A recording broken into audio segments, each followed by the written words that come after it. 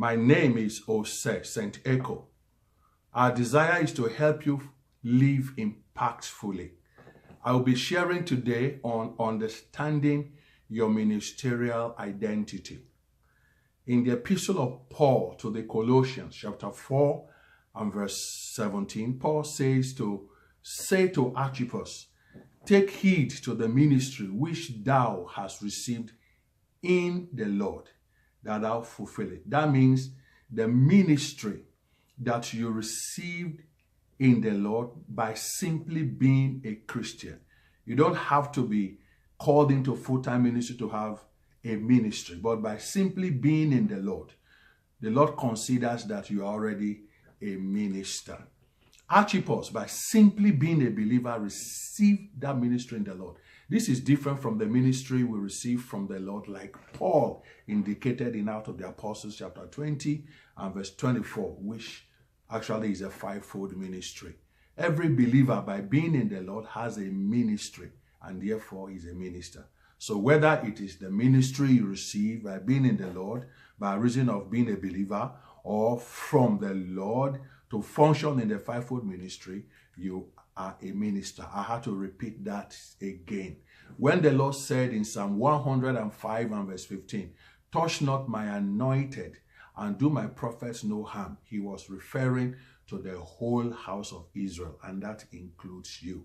That makes you a minister and a priest.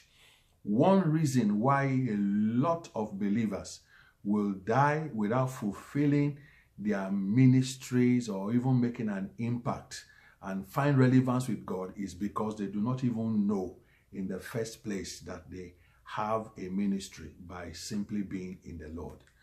It is therefore very important that you find your ministry in the body.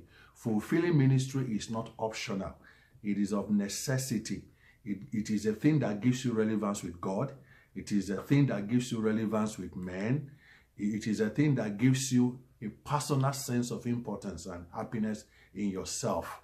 When you see a lot of people chasing after money, chasing after things, and after they get them, they are still not happy, it's because that is not really the thing that their inner man is looking for. What man is actually pursuing is a sense of importance and relevance in heaven. It is what will be rewarded at the judgment seat of Christ.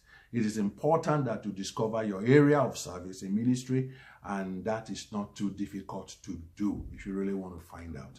Your service to God and men can be found in your story. In other words, your service in life is the story within the story of your life.